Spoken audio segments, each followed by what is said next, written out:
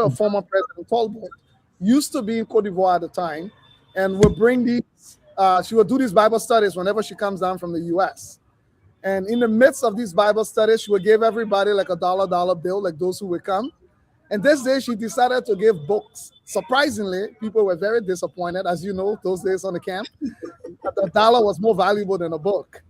So she gave this book to my colleague, a good friend of mine called Samuel Jacobs. And this book was about a young Liberian man who was rescued in the 1800s by missionaries called Samuel Kabu Morris, taken to the US. He managed to self-educate himself, enrolled at what was called the Fort Wayne College in Indiana. It's now called Taylor University. Graduated, and at the time the university was on the verge of bankruptcy, managed to mobilize the community and raised enough money to save the university from bankruptcy at the time. So there was this book in his honor that was written called Prince of Ebony. And we read his book in Ghana at the time, my friends and I, when Samuel brought it. We argued, debated, and I made a commitment when I was leaving Butuburam to them that we would build a library in honor of this guy, because his stated dream was to have come back to Liberia with his education, and he died in the process and never made the trip. So at the time, though, my understanding of a library was a 40-foot shipping container, because during the water, what we had here on our campuses, we store books in them. So I went to Canada all bright-eyed that I'm raising 10,000 or 15,000 shouldn't be a whole lot to come out and build a library. Until the day I walked into the Hamilton Public Library in Canada, and I stood for about 5 minutes speechless with cold chills running down my spine. Because for the first time in my life, I was experiencing what an actual library looks like. And it beat me then that how could we have misled our own people this much that at my age as a young man was actually seeing a public library for the first time in my life. And then I started to ask the questions. And that's how my little 44 container library dream went from there straight to $2 million. But I'll stop there. That's been my journey so far. Wow. You got a story, my brother. You got a story, and I want to say I'm happy. I admire Leo a lot from the time I started seeing him. Like I knew him long time, and he have this special spirit. Andrew, what question do you have for Leo first? Because I want for Leo to sit here and answer, and he will also join us on the biblical question. But I want us to take 1 hour 20 minutes or 1 hour 10 minutes with Leo. Let's hear everything from him. This guy, he did something. We can go we can go 1 hour 30 minutes on the show and do okay, good. It doesn't matter. Good. Leo, that's it. It looked like you and Christopher are just clicking, and I will take the grace. Yes. So, this man said his dream came from 15,000. You know, you remind me, I'm laughing because that the same thing Christopher Kear always do. He would say, "Oh, we're going to do this." Then he said, "You know what? You think we can do it this way?" But that's the thing. From 15 to $2 million. Andrew, come in. What you want to ask this man? It was 15 first. But then when he saw the library and said, "Listen, I think I can raise $2 million." Yeah, Leo, I look forward to having other panelists joining us, like Dr. Peabody and then Reverend Jerome Cummins to join us shortly so we can talk more. I think the key thing here is about education, trying to open the minds of our own people and to create that awareness for our society so that all of us can be on the same page, not only as young people, but even the older ones, that we can be able to fly right with what the society looks like today. So we can know the details that our country deserves and its people. So I want to really commend you on that. With that said, Leo, you've been around in Liberia and even saw the need for the essence of education that you brought about, also the library. When our people are informed and they can read, they can do the best they can, it opens the minds of our people to issues, and then we can all try to solve problems together. With that in mind, you had your primary and second your tertiary education abroad. Coming back home, interacting with our Liberians, especially the students, from the primary level up to the secondary level, with no condemnation to their intelligence. Liberians are a beautiful set of people. They are great. With that entry of education, what have you assessed on the ground in terms of the academic education? The academic aspect of it, the vocational education we've had around, our college education, and the kind of intellect you find around. What do you think are the key issues? I see he gone off. Are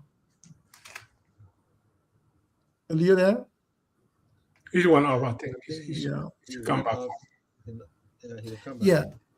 Because I'm trying to look at my question is more like being comprehensive and looking at the education system in our own country as being very holistic.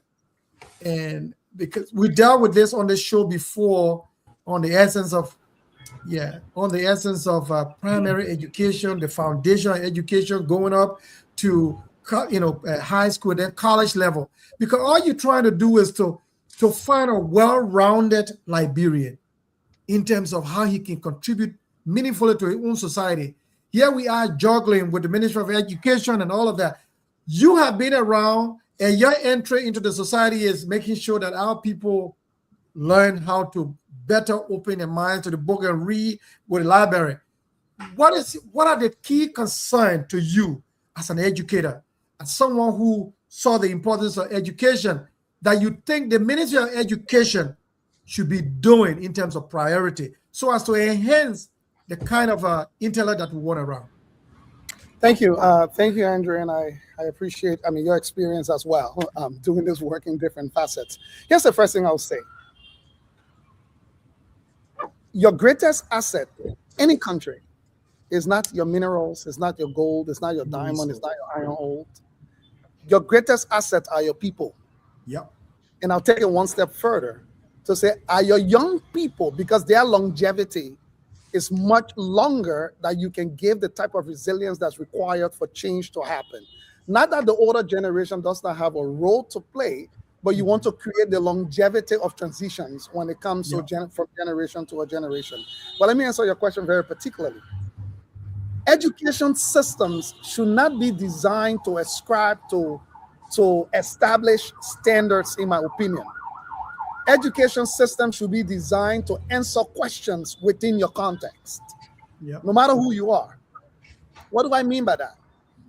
Our education system was designed to answer a particular context pre-war. And by and large, I would say it worked. We saw people who were educated in Liberia pre-war, the exploits they did. Whether they were politicians, and whether they were engineers and professionals. We saw our professionals being exported to other countries to actually help them set up systems. So our education system worked. The war came. We damaged everything we had. We damaged it so badly that we did not even leave the template, the semblance of the template of what to actually do. When the war ended, we came back and pretended like we can just continue from where we stopped. We scrubbed UL to the green water from there, we pour well wash on it and just started teaching again. Like we could just continue from where we stopped after 15 to 20 years. Then we did the same thing with our primary education system. However, the country has moved to a whole new place. The population had changed in dramatic ways. And unfortunately, it had changed for the worst and not for the better. So instead of us designing an education system that did not only address the present, but address the future of the next 100 years of where Liberia should go, we decided to design an education system backwards to regain normal days. Look, we can regain normal days. Normal day, we never had laptops. Normal day, we never had internet. Normal day, we never had cell phones. So sorry, we cannot develop the country backwards. We must develop it forward. So my answer to your question would be, we need to redesign our education system from bottom up. There is no reason why any child should graduate from high school in Liberia and is not immediately a productive member of the society, whether they go to college or not. It shouldn't matter, because you have destroyed your country to the point that the young people who were supposed to have the age on their side to go to high school, go to college, and go to university no longer have it. Some of them are 30 years old and still in high school. When are they going to leave high school and go to college and university? So we need to redesign our education system practical. Let me give you an example. No child should be in grade 9 and is now already specializing in the practical applicable learning skill. Grade 9 to grade 12. Whether it's carpentry, whether it's construction. Germany set the example for us after World War II. Today, Germany has one of the strongest economies, the lowest youth unemployment rate in the world till today's date, because Germany, 52% of all their young people who go to high school go to technical colleges.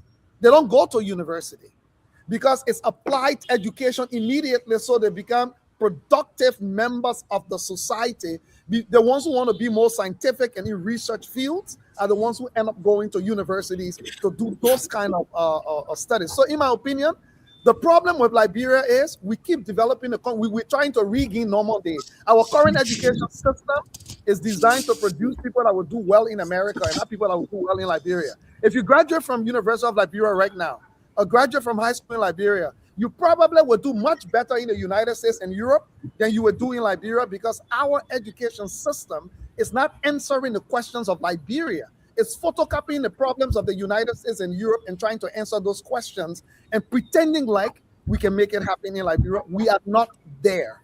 We need to acknowledge where we are, build from there to where we need to go. Thank you. Thank you. I know. Right. CEO, would I welcome Jerome and Dr. Peabody? The two Reverend just arrived. CEO, do you have anything for? Yeah, Leo, this is Chris. Thanks for the coming on to the show. I just got one or two questions here. I want to ask one first. What are some of the challenges that actually that the prevailing circumstances when you were actually doing this? What are some of the circumstances or the battles that you are fighting in a country? Yeah, I'll take the first question. The hardest was to convince Liberians that this was possible, including our leaders. Okay. That nobody said it was possible. When I came to Liberia and said we wanted to build a learning center that would be energy efficient, would not need to rely on any external source of power, that would use the rainwater harvesting as the water system, that would rely on no other source of water, that would be built with earth compressed bricks, that would not need air conditioning to cool the building on the inside, that will have a solar as the only source of power, primary source of power entirely. Everybody told me it was not possible. And then when I said we needed to raise $2 million on top of it, because we started with zero. Everybody in this country, leaders and non-leaders alike, and most of them were not saying it was not possible from a bad place. They were only referencing their experiences here, that things like that don't work. You hear statements like, this is LRBO. But number two, because it was long-term, when everybody asked me, when you planning to start, I told them research spaces for 6 years, everybody walked away. So we have turned our country into the relief mentality. The war lasted so long. The UN show up today, bring bag of beans and rice and cocodolo. We eat all, we wait for the next ration. Nobody thinking in 5 years, how can we stop collecting beans and cocodolo? So everybody is still operating like Liberia is a poorly managed non-for-profit organization. No, this is a country. It will be here after us. It will be here long after we've actually been gone. So that was the biggest challenge. I had to convince people that this was possible, Liberians themselves. We did the 6 years of research. The second piece that was extremely difficult, I had to convince people why we were spending $125,000 US just for pre-construction without digging the ground. Studying the wind pattern, studying the sun pattern, doing the soil testing analysis, figuring out the architecture topography of the area so that whatever designing actually made sense. So before doing anything, we spent $125K, and everybody thought I was stupid. They were like, that thing should get it built into the window level already. Yeah. So it was not about the big things, about raising the money and all those pieces was not the big issue. So to answer your question, nobody took me seriously. Yeah. Not the governments. I went to 3 presidents and 4 mayors. Not our city senators and all of them. And Leo, this is a problem that we're facing in our country as Liberians, right? We don't think out of the box. Once you present a project that seems to be so challenging, so that it requires a lot of work and details, Liberian people they'll check out. Like you don't mean any business. Like you are just saying, we love the microwave activities, like something overnight, and it would never get you there. And so thank you, kudos to you for what you did, and sticking by your dream. So I just want to add that. Okay, thank you. Welcome, Okay, Reverend. let's bring in Reverend Cummings, and then we will go to Reverend Peabody. Welcome, Reverend Cummings. And where were you able to? Let me say good afternoon to the panelists. Now the other Reverend left block and too much. to Leo. Yeah, what is this? Welcome. You heard what the CEO said? He said what? Thank God No. No, I was trying to. You say that's bluffing. You say the other Reverend left bluffing. No. They didn't say that. You got it wrong. You got it wrong. Yeah. That means you get in here, my man. Go ahead, Reverend. I'm just kidding. All right. But it's good seeing Leo. Leo, good afternoon to you from my end, and to the listeners and the viewers back home. I listened to you briefly before coming on when you started talking about the late Mrs. Norman. Yeah. And you made mention of something earlier on about this question something she had, or Bible study. The thing here is that sometimes when you have not seen something before the war, some people think it never existed before. But when I saw your project, it reminded me of the one-way house. The one-way house was on the Capitol bypass just few minutes after YMCA, run the Kear. They had a one-way house, and way back in the 80s, we used to go to the one-way house. They have a mini library, and then they will allow you to use the library. They will show movies. They had Check-em, Scrabble, Bingo, you just name it. So anybody who grew up on Crown Hill, Broad Street those days, Clay Street, McDonald Street, Kear Street, will always want to go to the one-way house on Friday. It was not only a place for recreation, but a learning center as well. So you kind of step it way up. You took it further, and I want to commend you for that. And I also want to commend you because, you see, most often when people go to do projects in Liberia, or when we Liberians are doing project, we always sometimes get the wrong technicians kind of help us with the project, and then kill the vision either in the embryo stages or maybe in the middle of the project. But I noticed that you said that you dealt with 2 presidents and 1 mayor. What was it like to get Liberians convinced that this was possible? Because you talk about the educational sector, and when you were talking about the educational sector, how to revamp the educational sector, I'll tell you one funny story. Dr. Slavian was then the commissioner for higher education. I was in the Vision Bible University at the University of Liberia at the time, and they were closing religious institutions. They said that they were not in conformity with their curriculum, was not in conformity with the Ministry of Educational guidelines. Only to find out that they never had a curriculum to support religious education, or there was nothing about religious education in the Ministry of Education for people to think out of the box, because all over the years, our thinking just been right in front of us, not beyond us, not to pass our counterpart. What was it like for you to convince them? Thank you, Reverend Cummings, and it's good to see you as well. I'll say this, and this is what I believe. First, Maya Angelou said it well. You will forget what people said to you. You will even forget what they did to you. but you would never forget how they made you feel. Yeah. There is something about emotional memory that you can't erase, you can't unlearn it. It's there forever. And here's what happened. I guess the consistency and the new experience of doing things eventually got people on board. When I got to Liberia, the first time they asked me, I said the research was for 6 months and 6 years, and it was going to cost us probably 100 to 150,000 just on that. Everybody laughed. They were like, "You're right, 150,000 for research. Good luck with that part. What thing you want to know that you can know right here? You get to spend 150,000 to go across the country." But the first step was we raised the 150,000. My team came to Liberia. We went to 13 of the 15 counties. We slept in each of them for at least 2 weeks.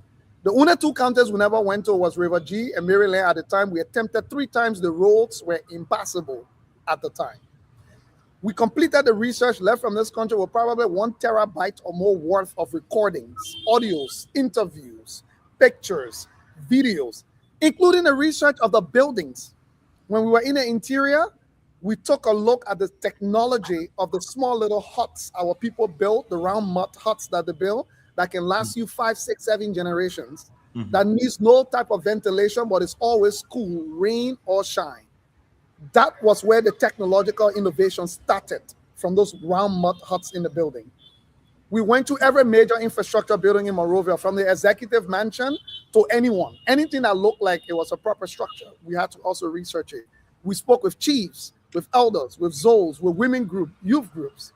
That is how my little library project changed to a learning center, because what the research produced told us you don't need a library. Anything you're building in Liberia has to do triple duty. The wall cannot just be the wall. It has to do 3 more useful things than just being a wall. The roof cannot just be the roof. It must collect rainwater system. It must help harvest electricity. The window cannot just be the window. It has to conduct passive energy to make the building functional. The floor cannot just be the floor. It has to be designed in a way to help with the sound control and volume of noise in the room. When we completed the research, we came back to Liberia and validated it. We went back to the same communities and say, is this what we heard? Is this what you really said to us? Does it make sense? That first phase wasn't very exciting for many people. After the first phase, we went to the next phase of groundbreaking and foundation. So the first phase won some people over. The second phase won some people over. So I guess my answer to your question is the consistency and staying power got to the point where people realized that this kid was not walking away no matter what you do. And every time they turned, they saw something new. And here is what happened for me. The best response to criticism is performance. It's not more responses. Every time people came and checked, they realized that, oh my God, Leo just raised 300,000. Every time they check, oh my God. And we made a commitment that until 80% of the funds was in the bank, we were not groundbreaking, because we didn't want to build to window level. And then we stopped. And then we said we actually still fundraising. So our risk management or risk mitigation strategy was have at least 80% of the total funding already in the bank.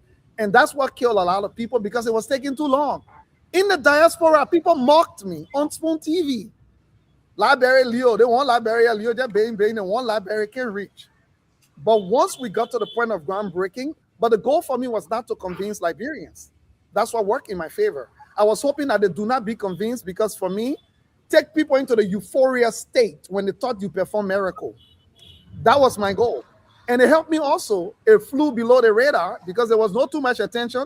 I didn't have to be fighting political people there who had interests of all of that. So for me, instead of trying to convince Liberians, I was not trying to convince them. I was trying to give them a different experience that they will never forget. And that was the ultimate goal. Yeah. Wow. Let me just do one follow-up question, okay? So we look at durability and longevity, and how you intend to sustain this program, this project, for the length for future generations to come. Because in our country, every time we see somebody come up with something, it is either it's for publicity, for the name recognition, or for office, political office. And so those projects don't sustain itself for the length of time that people expect it to sustain itself for. So it's capital intensive to do what you have done. But how do you intend to sustain this beyond your generation, my generation, and generations to come? Good question. You're muted, Leo. You guys hear me? Can you hear me now? Yeah, you can hear you now. Yeah. Yeah, super. Yeah, so Yeah, the we're hearing you. sustainability question, Reverend Cummings, the sustainability question is a powerful and important question. In fact, there's no reason of us having this conversation that we can answer that question. But the mistake we often make, we try to answer the question after the fact. When we started this project, the first question we had to answer was sustainability before even we raised the money. That question has to be answered before even you put the architectural design on paper. You don't answer the question later. That's one of the mistakes a lot of Liberians make. You get excited by the vision, you excite people to give you money, and then later on. So what we did, we asked that very question you asked, and here are some of the things that we designed in. One, we designed fee for service. Everybody told me on our work, people hungry in Liberia, they're looking for food to eat, who will pay fee for service. Number two, we designed a social enterprise system. We were not trying to build a charity or charitable organization. No, charity don't work. Charity is for emergency intervention. It's not for long-term solution. It's to keep you alive until you can figure out your way. So let me tell you what's working now. The project has been I've been running for a little over a year. In year one, we projected that by year number 3, the project should be financially self-sustaining itself with no external financial input. In year number 1, we hit 70% of that goal, only in the first year. So we are projecting that by the end of this year, the project will break even. It raised the exact amount of money it needs to operate. Let me tell you how we actually did that. Fee for service. Everybody let better thing. Like we can say, who not let better thing? The reason we keep buying ourselves more expensive things is because of quality. Even when you broke, when you want to buy a car, you try to save the money in a way where that durable car you buy that will last you longer. So once value is demonstrated in an item, it's crazy how our brain reorients towards it. So fee for service, 13 and under, kids that are 13 and under, is actually free, $0 cost. Between the ages of 13 and 18, it's $12 for the whole year, $1 a month. So it's not about revenue alone, it's about figuring out your tangent of affordability within the community that you are. So I tell the kids, if you can buy dollar scratch card every time to put some data on your phone, 12 of those dollar scratch card can give you unlimited internet access for the whole year. Adults 18 and over, $20 for the entire year for your membership. Unlimited access to internet, unlimited access to computers, unlimited access to the facility anytime it's open, and access to the programs that are actually there. Now we come to business services.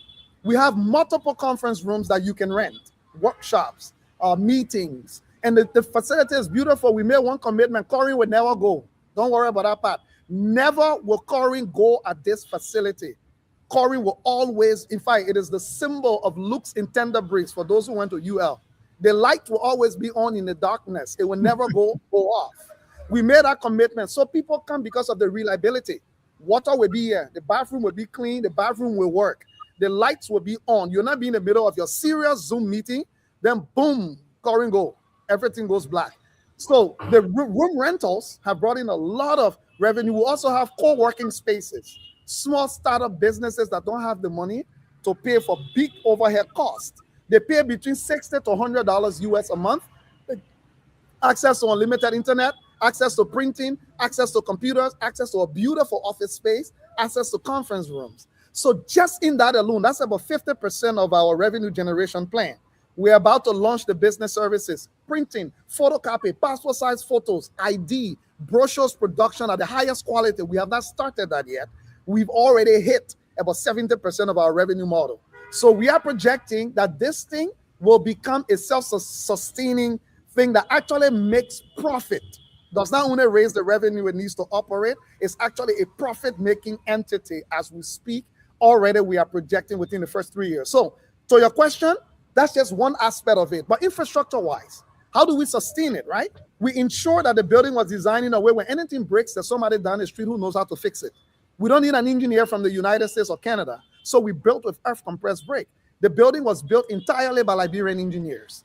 It took us 1 year working with them. We brought in the Canadian engineers to partner and do a knowledge exchange and knowledge transfer before we started building. So when I talk about the sustainability question before you start, We took 1 year working with Liberian engineers and Canadian engineers to figure out what kind of knowledge development will be required for a building like this to be erected, but for that knowledge to be locally resident and not somebody flying from Canada to come and do it. Water system, our rainwater collection system, we designed a rainwater system. We don't use any other water. Any water that drops, we have a 4 reservoir underground that fills it up and pumps it back into the building. If there's no rain, we have a borehole attached to the underground reservoir. The water system pours from the borehole. Electricity, 100% solar for 1 year. So we've built in all of this, not just from a revenue generation standpoint for sustainability, even an infrastructure standpoint for sustainability. Leo, I want to commend you for what you have done, man. It's like it's complete eye-opening in the experience that you had. These are some of the things we're talking about in our country. If your dream cannot scare you, then you're not dreaming. I always say that. I bring people who love shortcuts. And go ahead, General. Let us bring some of the audiences. Yeah, we put it into the microwave and want to get it done quick. And it's not an easy thing.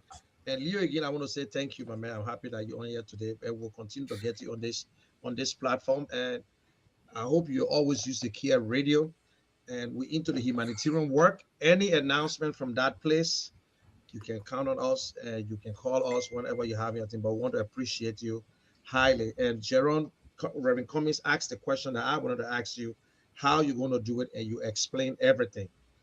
Now, I'm going to ask you one question. We'll open the lines. Let's hear from our Liberian people.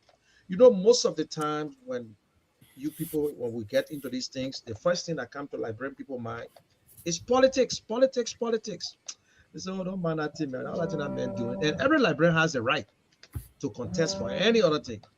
And let me ask you this question. Do you have any political ambition? You muted, Leo, you muted. Yeah, no, thank you. I said that's a very important question, and I'm glad you asked it.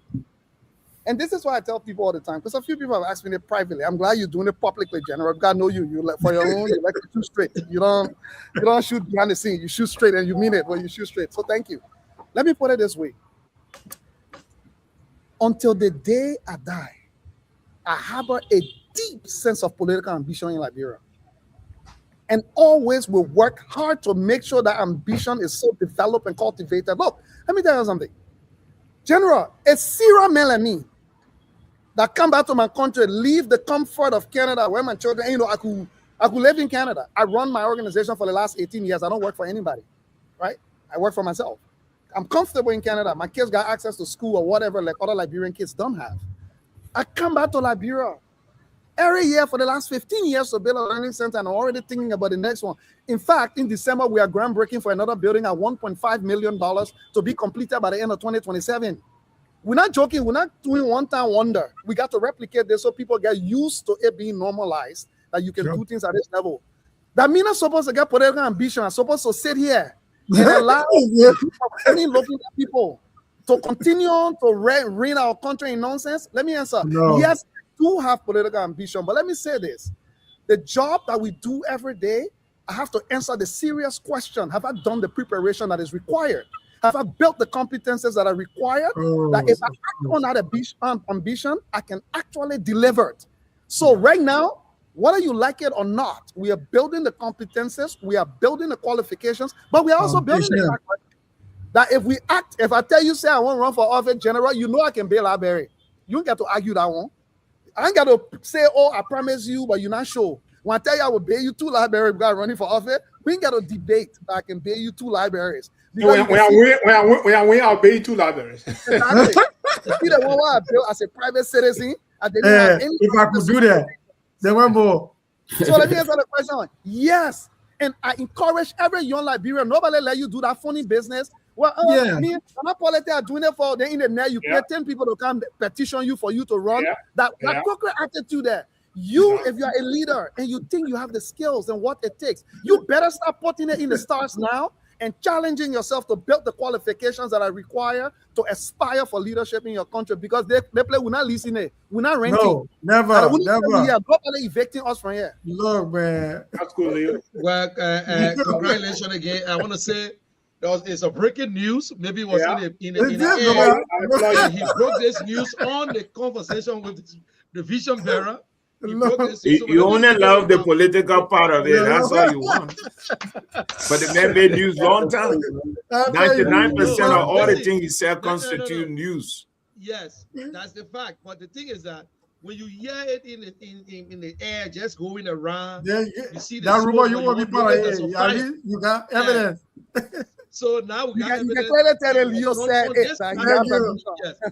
So let's bring in Dr. Peabody because he just came back again. Welcome to the show, Reverend. Good to see you, man. Good to see everybody. Good to see everybody. Good to see you, Leo, CEO. Good to see you, Reverend Cummins and Andrew and Jefferson and the General as well. Happy Sunday to everybody. Good to see you, Leo, and the wonderful work that you've done with that library. You're doing an excellent job. I'm gonna applaud you. What a great job, especially imparting the knowledge of Liberian people. That's what we need. We don't need rice. Somebody come and donate 50 bags of rice and everybody yelling behind them and stuff. We need something sustainable, something that people will grow and and that library is an impact. But my question to you is, what's the long-term plan for the library in terms of managing and moving forward in the next 10, 15 years? We don't want to come 10, 15 years and say, oh, this place used to have a library no more. What's the long-term plan? Thank you, Dr. I think this answered our question earlier. I was in here, right? Yeah, right. I can summarize it quickly. Good to see you. Yeah, it has been a while.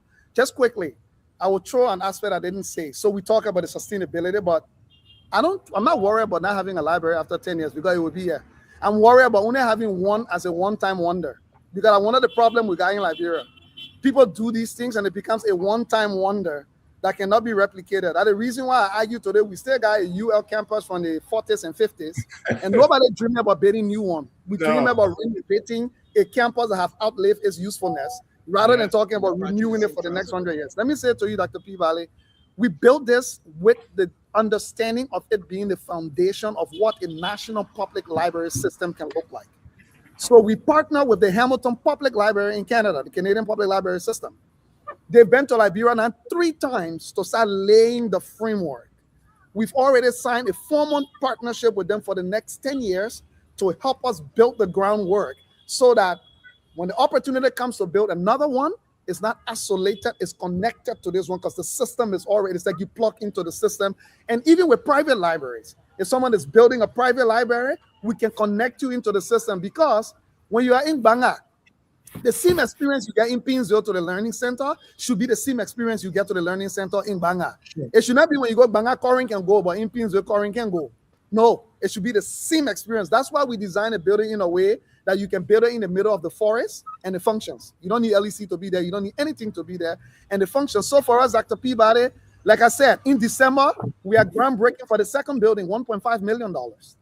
Construction will start immediately after groundbreaking. So instead of worrying about the first one is almost already self-sustaining itself. We are now redirecting resources to the second one. And that's the type of system we are hoping to build. So that in 10 years, Dr. Peabody, I want Liberia to have the first ever national public library system in the history of this country. I don't want to be worried about the first one surviving. I want to be worried about unveiling a national public library system so that our kids can get access to quality education materials at an equilibrium. You don't got to be rich or poor. Education materials will be available for you because you have access to a public librarbary. Incredible. I go to the just a quick question. I just want to. Yeah, we'll come back to that, Andrew. Let us invite the audience as well. When you let's hear from the audience. Let's get the first 5 calls. Jefferson, open the lines. Let's hear the first five calls. Yes, from the public. Well, folks, if you're out there, this is the program Conversation with the Vision Bearer, and our guest today is the Chief Empowerment Officer of Empowerment Squad Liberia, and also the founder of Liberian Learning Center. His name is Mr. Leo Johnson. You can call 0777-959-959. The WhatsApp line +231 777-959-959. Good evening. Good evening. Hello, you live. Your name and where you call from? Hello. Hello, you live. Your name and where you call from? Let them talk a little louder. Hello, we're hearing you. 0777 959 959 0777 959 959 plus 231 777 959 959. Hello. Yes, good evening. Your name and where you call from? Hello, you live. You live. Go ahead. We're hearing you. Hello. Tell them to turn off the monitor sometime. Yes. Can you hear them too? Okay, yeah, but a low. A low. Probably, Yeah. Okay. Let me do this. Okay. All right. So let me switch to this line. Okay. 777-959-959 plus 231 777-959-959. Good evening. Yes, you're live. Your name, where you call from? Okay. Go ahead. Go ahead. Make your point. Okay. I think if people are ready. Good evening. Most of them think that when you call Yes. the question you want to answer, you're not asking no question. We're not asking no question. From Ghana, so let's hear you. Yes, I want to appreciate you for effort and I'm going to go with that. Okay. All right. Thank you. Good evening. Hello. Oh, the people that the other thing you want to. Good evening. Mohammed Thompson, welcome. Yes, how you guys doing? Yes, we're good. Yes, thank you guys for this conversation. Yes, I just want to appreciate the follow of that. It's a good initiative for the country. So thank you very much. Okay. Thank you so much. Let me take Poka Rawa from this line. Poka, welcome. Thank you very much, brother. Thank you very much, Jeff. And thank also to the panelists, also to the CEO for your workaholic, empowering, like bring people in jail to make sure that I'm enforcing it this year. You have my own time to respect of CEO. I'm the CEO of Kear Foundation or Kear Foundation. Yeah. Well, for the recognition, I'm Poka Robert. I don't get this more, even for our own destinations. See, what I said, just stated, it's very clear, and we are very, very happy and amazing to have such a brilliant young agreement want to give back to a country when it comes to building human resource capacity. If you look also all actually I don't have the financial space, but we are very anchored.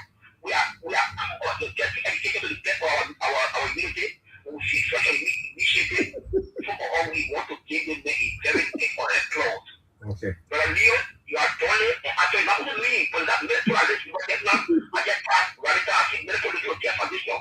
Your medical legal station is a very attractive for selling your initiative. And then why you want it, like the last time I was feeling that library, public library, or for your night, that's for sorry, it's a library that all I supposed to be. I was everyone supposed to be after school that I was at the time, and I'm an LG building.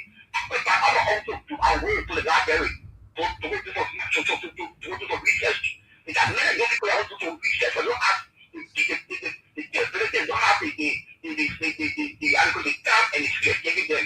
You don't have that particular or toward the frequency or toward the unity. Okay. To get the culture for good, I want to employ you to work for Africa. I'm still with you in that direction. Okay. And we can work and we can come out the country in here to give you more positive stress in financial to make sure that the community will be a dream for some of us that want very see things happening. Okay. Thank you, Poka. Thank you. Thank you, Poka. Thank you, Karatiga. Good evening. We're good. Your name, where you call from? Yes, muted. Go ahead. Manova Jumar.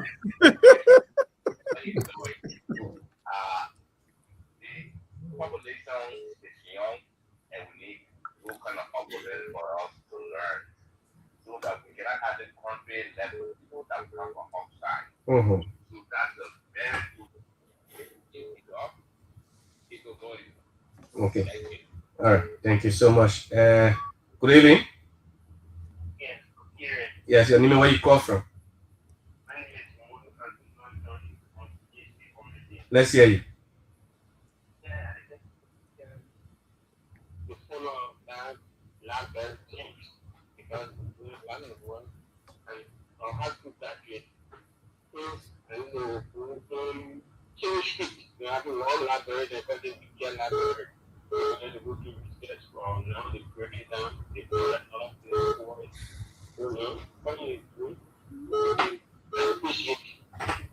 Okay.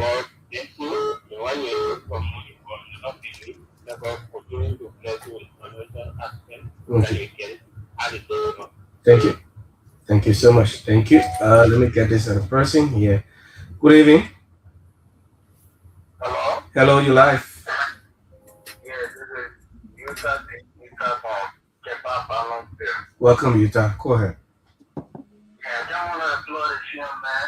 I pray that God strengthen you so that you can move. But I want to know which country you will be building the second one. Okay, just listen. Okay, just keep listening. He will tell you later on. Just listen. Yeah. Another person here. Good evening. Good evening. 777-959-959 077-959-959 If you're overseas, you can call +231 777-959-959 +231 777-959-959. Andrew, Good evening. you wanted to go? You got a caller? Good evening. No. I'm still here. Yeah, up to 4 o'clock. Wonderful family I from think Chicago. you Go ahead. wanted to make a point. That's all. Oh yeah. It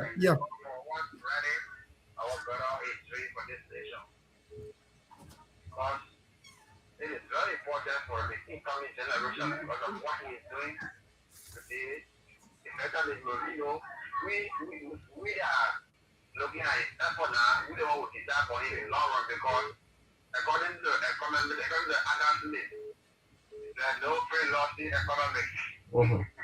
Okay. Yeah. If somebody even help you today, I mean, you should know that something do should be here tomorrow.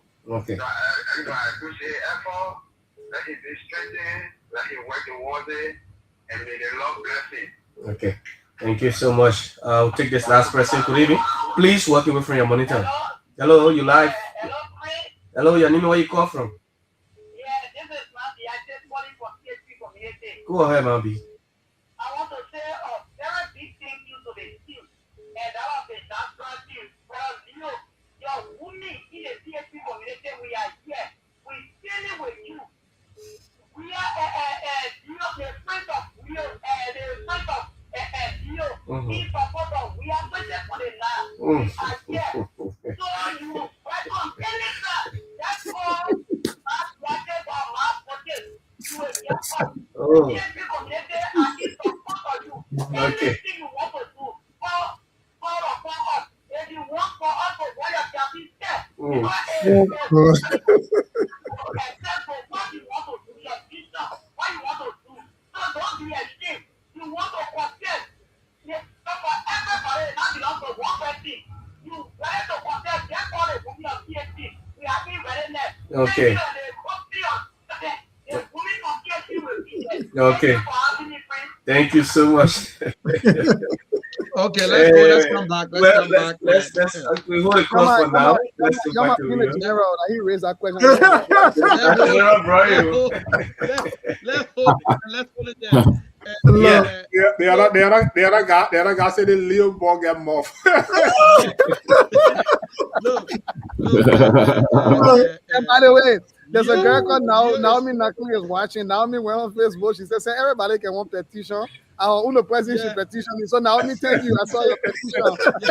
She did a first petition. Now, Leo is from District. He's a son of District 5. And District 5 is in Montserrat.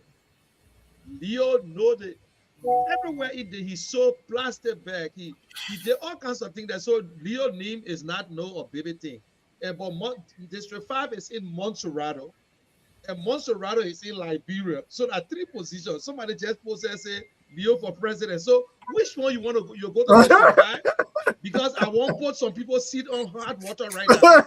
And, or you won't go as senator or president. Which one? Leo, I will now even want you to go for senator. You have your credentials are way over that mess that got there going on in the house. Oh boy! Oh boy! You see, you're not John I'm serious here, guys. If somebody will do something, they don't have to be they don't have to be part of the government before they do anything in the community. Of course. Or they don't have to be. They don't have to be 65 out of the Thank you. private section to affect the society, and that's exactly what this man is doing. Okay, so that's not what you call representative, senator. What is that? That's a mess. Man, he has to be the higher height, to get to affect things in our country, to be a president. But what the Liberian people say, you got to start from somewhere. You got to start, In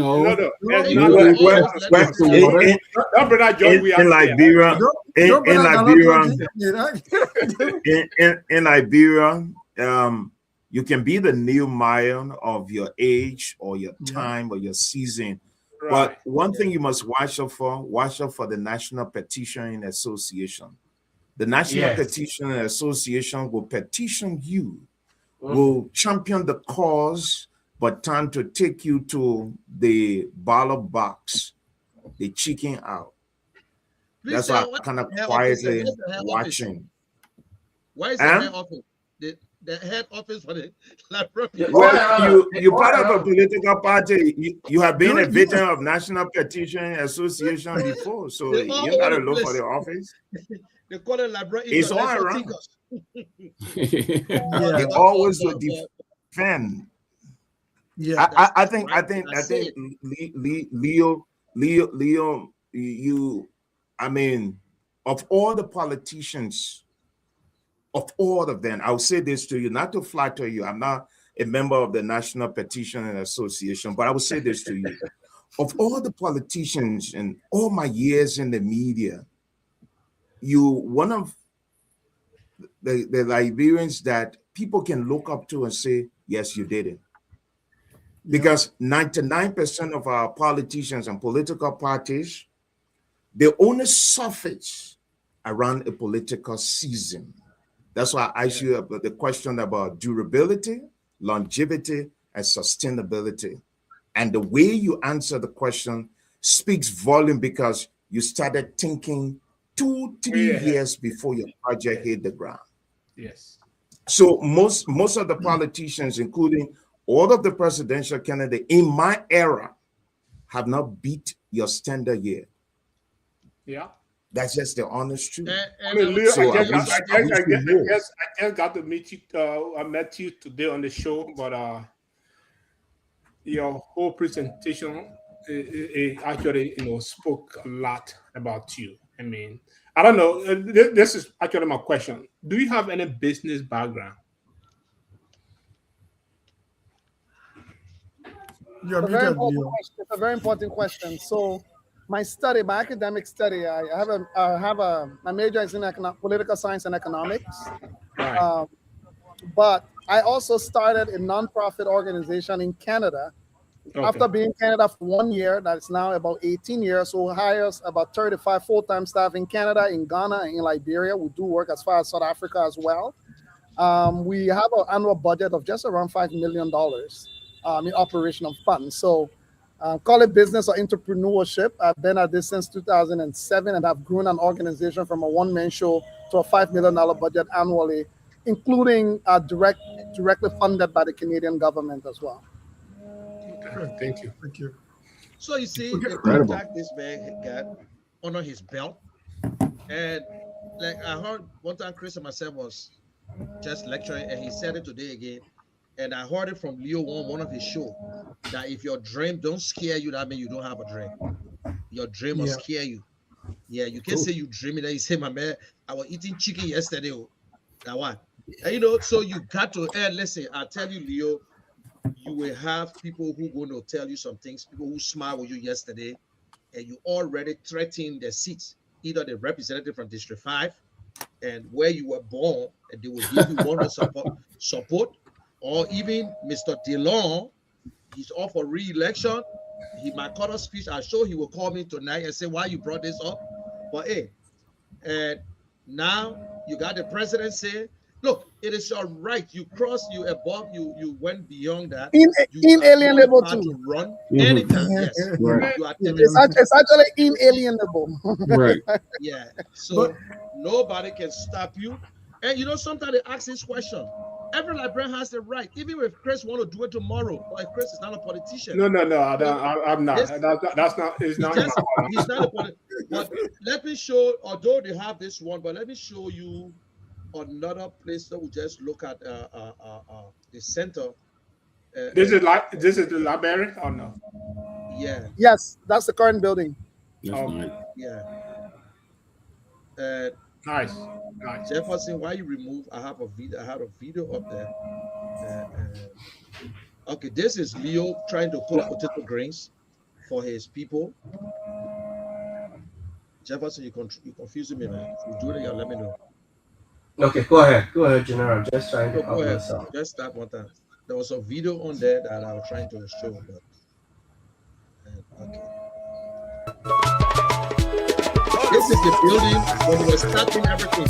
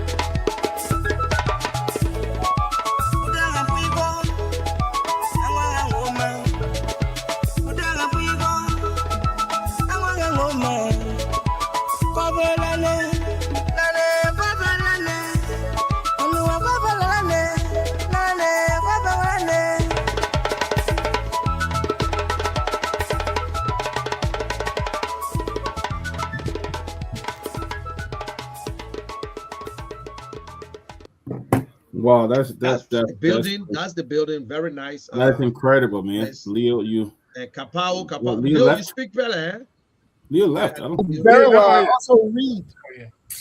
So okay, that song Kapao what? Come let build what? Build Liberia. Say y'all come, let's build the country. Liberian children all overseas, y'all come out home so we can build the country together. That's why I like they that say song. fighting is not good. Quite for little year. Y'all don't fight. Y'all come back so we can build the country. Leo, where are you now? Are you in Liberia? Yeah, I'm at the Liberian Learning Center. I'm sitting on the balcony doing my work. Because I did see you do something the other day, last week. Something you guys did with Amma Harris and all of that. Yeah, we launched the memorial, the Kukatono Memorial Walk. Beginning this year was the first one. Every year, the first Saturday in April, we'll be doing a memorial walk in honor of war victims. People who lost their families, never got closure, have never gotten the opportunity We're hoping to start as a national movement eventually across the country. So that we launch the first memorial walk this year, the first Saturday in April, and every year we keep building on it. We are trying to build a national healing and reconciliation movement, not built on the politics, but built on the actual stories. So we'll be launching a website. We've already started doing the interviews of individual stories. We'll be collecting a repository of the war and reconciliation through the eyes of ordinary victims whose stories have never been told or heard. Why you name it Kukutono or Kukatono? What did you name it? Kukatono is a philosophy in Pele. It means we are one. So my upliftment should result in the upliftment of those around me. Incredible. That's yeah. So do you I want to ask you the question, and it was all they saw you go into the box the other day on Friday, and people said, but why you couldn't just go in an ordinary suit? You gotta act like you actually a Muslim. You have a Muslim background, eh? Not from my line directly, from my wife's family side. But however, I think people don't understand cultural humility, right? You don't understand cultural humility. You don't want to appear into a gathering and create a distraction as a standout. If I walk into the mosque, especially if it is doing prayer time, and I walk over there dressed up in my suit or whatever, I look like some guest. Who guest won't be a guest in a place doing prayer time? It's disrespectful. So you want to walk in there without the distraction until you have the opportunity to speak or give a message, and you can give it. So I went in there because I wanted to go in the same discreet way everybody goes for prayer in there, in the humility of it. But besides that, that dressing is not just Muslim. It's traditional here. From the Vai people side, from the Cape Mount side, even to the Lofa side. Yes. I'm from Lofa and Bon. It's not just a religious dress. It is a traditional dress. It's like saying because you wore all over white, then I mean you wore Christian dress, right? Because we use white as Christians with a lot of different things, right? So no, yes, the Muslims predominantly use that dress because the traditional people who are predominantly Muslims, the tribes that are predominantly Muslims, that's most of the time their dress code. They don't just wear it in the mosques, even outside. So if there was a dress I wouldn't wear in the mosques, and I wear, I'll say, okay, that mosque dress. But many people in Liberia dress like that normally, even when they are not in the mosque. So what Leo did actually want, it's so astounding to me. It's phenomenal. Because guess what? That's why I always talk about the short-term and long-term goals. See what you did there? The question you were asking, how the sustainability and durability, he already planned for that. It was already in a project. So these are things that you have to put in place. That's why I'm asking for a business background. And to succeed any type of undertaking that you want to do, you have to put in place short-term and long-term goals. So that's exactly. Look, listen, man. This is my first time seeing you, but you such a well-organized guy. I know that you did your stuff is. I just continue to see some of the stuff that on here, and it's really like. And I wish every librarian can play that way. So let me putting a house down, putting a building down, and start to think about water, think about light. It's almost like we're putting the station down. We say, well, the coroner too good. Let's put solar panel there. It does solar panel give that get generator. Sometimes you plan for these things, but like our Buttress and Reverend Cummings. Look, Leo, you gotta. It's ahead of you. Go for it. No matter what happens, it is our time. You don't have to. If it's not now, it's when. So don't let no one scare you. We will be there. When we see potential, we follow potential. We support them no matter what happens. I don't care the outcome. We stand by what we believe in. Yes. The only thing I'm uncomfortable with corrupt people, not the one who try to be honest. Once you're honest, that's it. Nobody's perfect, but you have said it well. And let's give Andrew. Do you have something to say? Yeah, Leo. Again, I just want to add to other panelists and Liberians who are listening to you and also commending you. There is the Liberian way of saying, and like I heard from my own friend and brother, Musa Ability. He said, talk and do, right? Everyone is a politician. Just so you know, all of us are political animals. We bring that in the theater with, the political scene where you have people in parliament, people in government, and all of that. But you are just another political animal that have been able to be very frank with people. I mean, it's nothing beating around the bush. Right. You've talked and you've done, and that itself is not per se the prerequisite to being a politician. We are to be able to serve our people. If you can put a smile on the faces of your people, you play your role. And that's what all of us are supposed to be doing for our country. I love your innovations. Like I said, there are colleagues of mine from Canada. While we were talking, what his name? Musa Keita had called me just quickly for Canada. And I just got off the line with Musa Kana and said, yes, he's on our radio. And we look forward to having more discussions with you. Liberia is a common denominator all of us have. Trust me, if you and I can create a conveyor belt for Liberia, for people to be comfortable in their own country without taking the potentials abroad, for to just go abroad, and keeping all of your potentials back home, all of us will be able to develop our country. And we will be able to bring Liberia to a level that you can find anywhere abroad. Right. We've seen it around ourselves. We've seen it in what is happening now in the Sahel region. We've seen that in Botswana. We've seen that now going on in Namibia, and all of these African countries. Africa can be the same, just like the West have enjoyed whatever they must have taken off from Africa. So let's keep the innovations live. I don't want you to ever get distracted.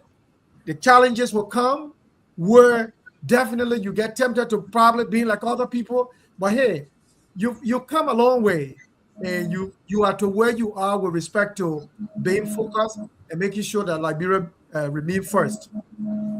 Before I close up, education is the key thing that you have taken as a gabble that you just grab on with and you started to run with the library construction and how well it has been brought to a modernized level that others will be able to also emulate tomorrow.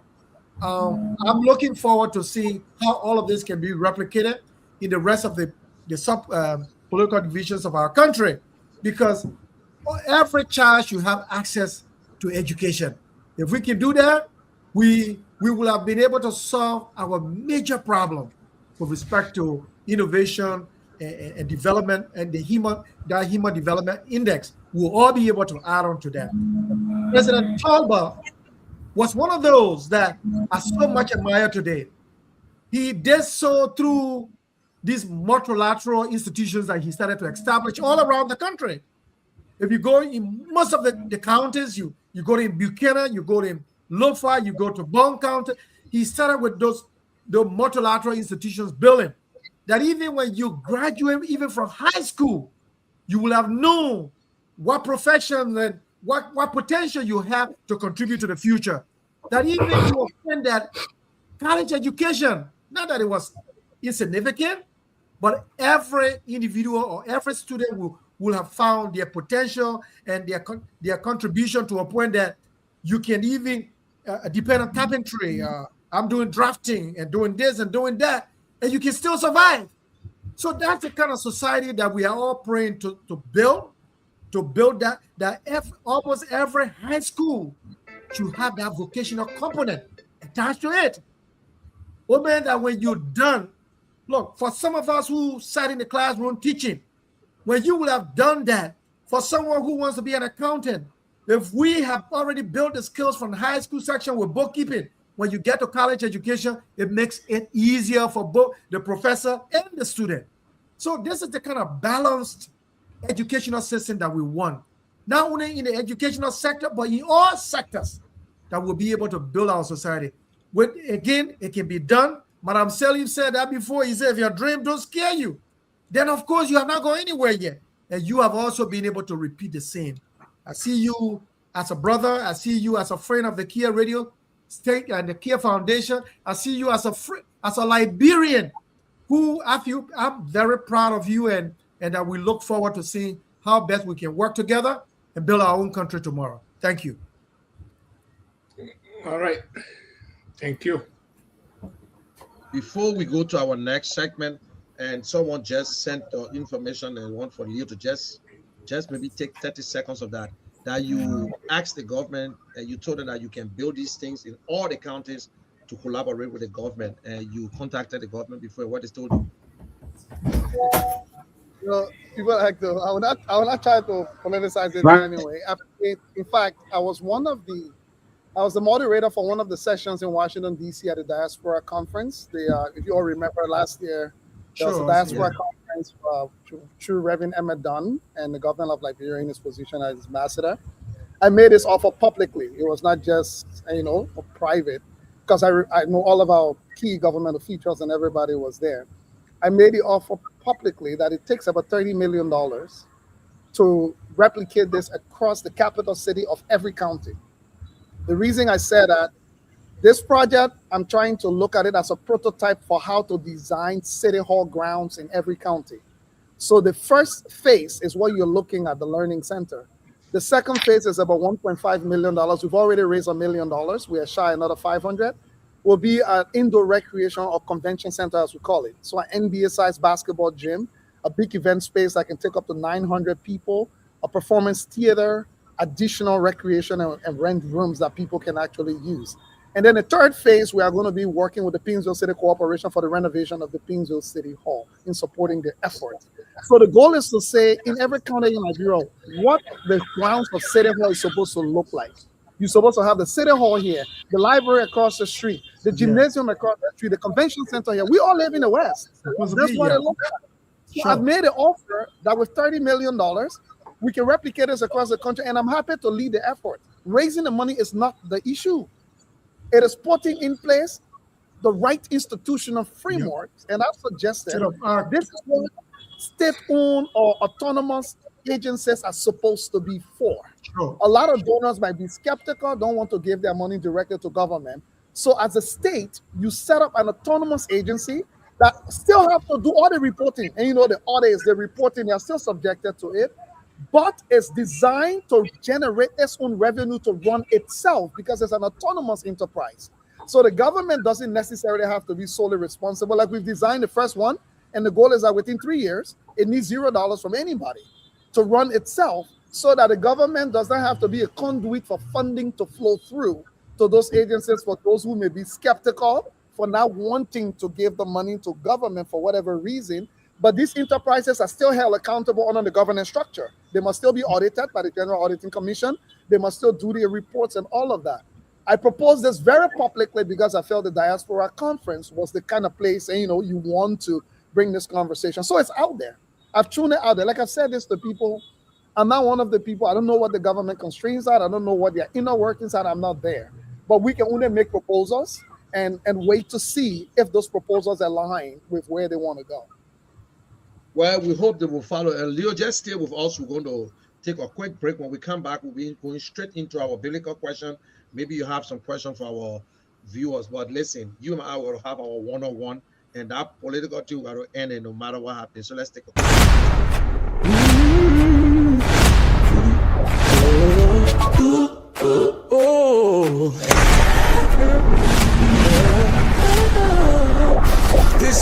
Hour of Hope with the CEO. Do you know your Bible, or do you just say amen at the right time? It's time to find out on the Hour of Hope. Here's the deal. You call in. We ask you a Bible question. You get it right. You win $5. Yes, it is a real money for real Bible knowledge. Was it David or Daniel? Old Testament or New Testament? No. Cheating, just have faith, focus, and think fast. You have 5 seconds to answer the question. It is fun. It is fast. It is full of the Word of God. And every correct answer puts $5 in your pocket. So warm up your memory, grab your Bible, and get ready to shout, I know that one. This is Hour of Hope, where the Word is powerful and the answers pay.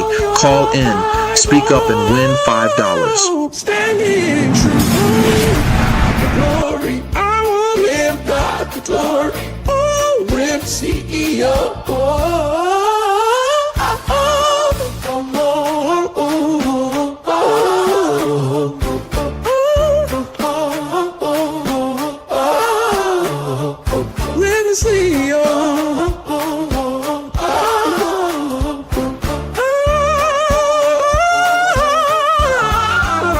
With the CEO,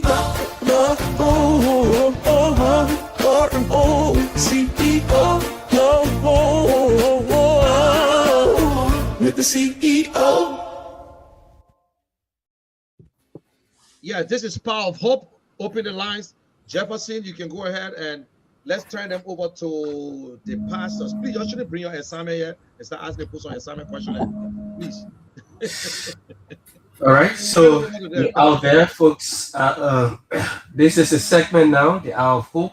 You make sure you please make sure you're away from your monitor, your radio, or your receivers, please, or you tune it down completely. We don't want feedback. Just send some questions to Leo too. Let Leo be a part. Okay. So you call 0777. Don't worry about Leo. When it comes to Bible, he like to argue. You can generate one question. 959 So let me break another news for you all. +2 Call. Let's hear you now. Jefferson, I'll wait for Jefferson to finish, but let me break another news for you all. In about a month or two time, I will be formally ordained in a Lutheran church. Okay. Okay. Completed 2 months of my Master's of Divinity and 1 year of my spiritual formation internship. So it's time for overlooking here. Go get one question. They say good things come small packages. So we got a lot of pastors here. Of course. Andrew, it is forbidding in a Lutheran church to use the term. So I can't use the term until the formal ordination is actually completed. So why everybody from Bun County goes to the Lutheran church? Yeah, that's it's very key. I've been looking at that too, though. The Lutheran church is a rural church. Unlike the Baptist and other, when the Lutheran church came, it went in the hinterland to start. It didn't start on the coast. So Lofa and Bon were the 2 key counties. Yeah. That's why in the Lutheran church, all the services are in English, Pele, and Loma, all 3 languages. Yeah, they wrote the Pele, they wrote the Bible. They wrote all of the text in Pele and Loma as well. So that's why. So like the Catholic Church in the east, the southeast. The southeast. So you talk about the story about Morris. He first started from the Catholic Church to make his way abroad. I watched the documentary. Wow. That is correct. Mm-hmm. All right, Jeff, go ahead. Okay. Good evening. Hello. Yes, your name, where you call from? Okay, Waxing, listen to your question. Okay. All right, the guest. Brother Leo. Leo, you be the first. You the guest. Biblical question. Okay. So my question for you, can you all hear me? Yeah. Yes. Yeah. Okay. So my question for you will be this. What is the original language in which the Bible was actually written?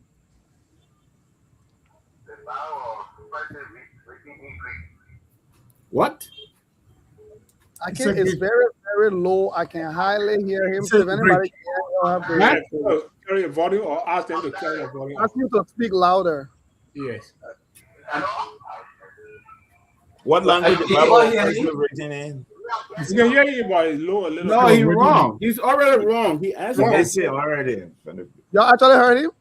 Yeah, he said it was written in Greek. Say Greek. He said it was written by Greek? Yes. Yeah. No, I mean, you're wrong. Good evening. Next person. So before you leave, let me rephrase the question to be correct. In which original languages were the Bible written in? Yeah, your name is where you come from. Okay, let's go. You say your name is? Chris Noah. All right. Listen to your question, Chris. Who go? Ravens. Go ahead. Just to say for him before you go ahead, Greek. He was wrong because he said Greek, right? Yeah, he said Greek. Yeah, that was wrong. It should have been in the Hebrew. On the Hebrew. Hey, Okay, here's my question. Here's my question. Yes, it. All right. Who watched Moses as he floated the basket down the Nile River?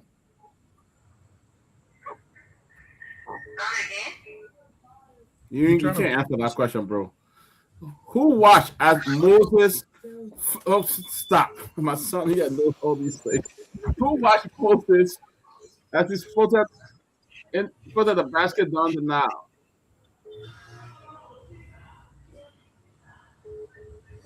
Okay, your time is up. Good evening. Hello, your name, where you call from? Karim? Yeah. Okay, listen. Pastor Kumis? Okay, Karen, here is your question. Tell me, how many nights and days it rained when Noah was on board the ark? How many nights and That's days a giveaway. did the rain last? Look at. Thank you. Running with you. Yeah, that's a Say your name, giveaway. yes? Yeah, he got it. Correct. Take your time. Karim? P-A-Y-E. Call your number. Your number. 773 34 83. Okay. 46. Karim, what kind of phone you using? Okay, you following us on Facebook, KCN TV? What about YouTube, Kear Communications Network? All right, Kear. Okay. All right. Good evening. Your name and where you call from? Chris Noah. Okay, listen to your question. Andrew, you got one? Chris, this is a giveaway. This is a giveaway. Where did Moses receive the 10 commandments? Oh my God, Andrew. Yeah, that's a giveaway. Say again. Olive. My what? Right. No, you're wrong. You're wrong. It Moses wasn't was never on olive. Why did they put it in here, but he threw the balls out? Moses was never on my olive. You say one more olive. Are you serious? Edward Joe. Okay. Listen to your question, Edward. General, you got one? No, y'all go ahead. I'll try to do All right. Okay, Leo, you take a shackle. Yeah, you want me to ask my question? Yeah. Another one. What was Jesus' first miracle? What? Jesus' first miracle was the easy.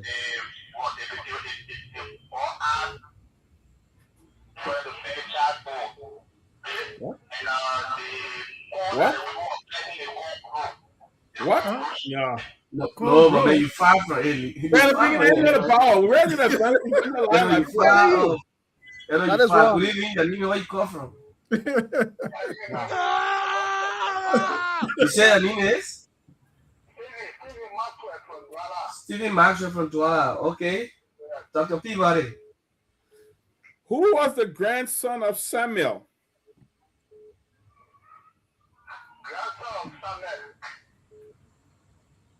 Yeah.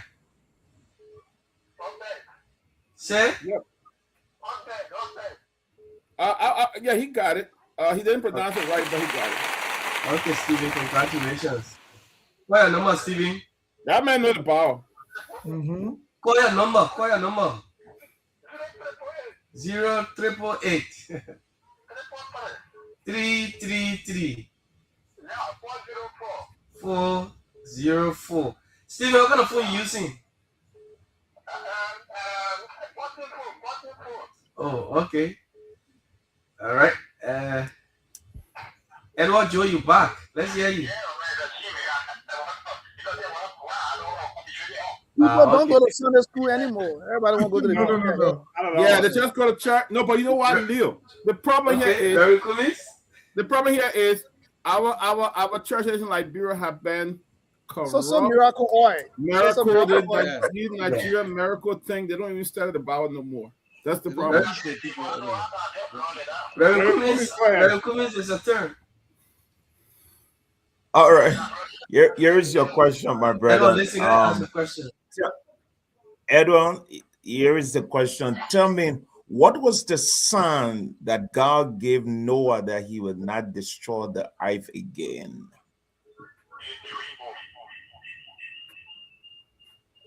It's a rainbow. Yeah, he's correct. Okay. He Edward. said rainbow? Yeah, rainbow. Yeah, you got it. That's it. Edward Jones. Edward, call your number. Yes. 5307007. You do your giveaway. You should give away. Good evening.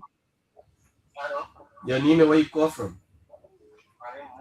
Please be audible. Call your name. I hear you. Say. You say your name is? Okay, Momo, listen. Mr. Kear, listen to the question.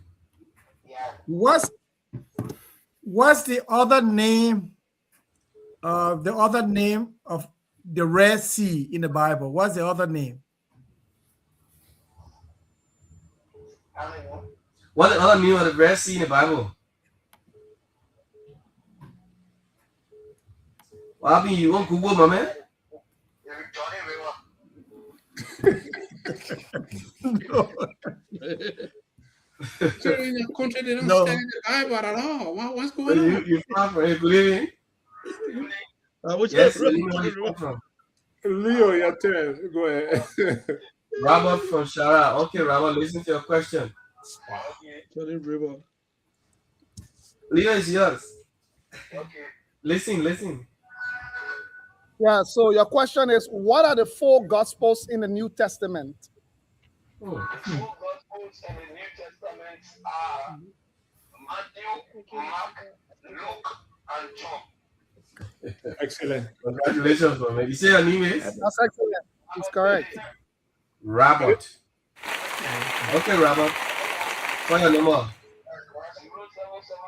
775 976 443. Robert, what kind of phone are you using? I'm using Android phone and I'm following you on YouTube as well as on Facebook. Okay. All right. You send a screenshot? Yes, I sent it since 2 Sundays now ago. Okay. I told you the last time that I sent it to you on the WhatsApp. On this number, right? Yes, this number WhatsApp. And what is your name on it? Robert Billy. I like my name. Okay, I'll check it. All right, Robert. Thank you. Okay. Good evening. Please walk away from the monitor. Yes, you got yes. Please walk away before you call. Hello. Your name and where you call from? Waxing, welcome. Okay, Dr. Peabody. All right, I'm gonna give you something very simple. I want you to finish this. It said, where there is no vision. I want you to complete the sentence. Where there is no vision. Complete that sentence. Blank. Yes, you got it. Congratulations, Waxing.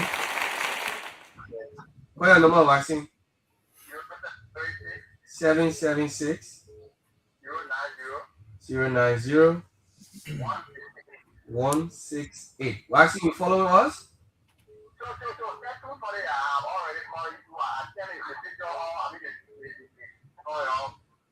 You send it with your name? Okay, good. All right, I'll check it. Thank you.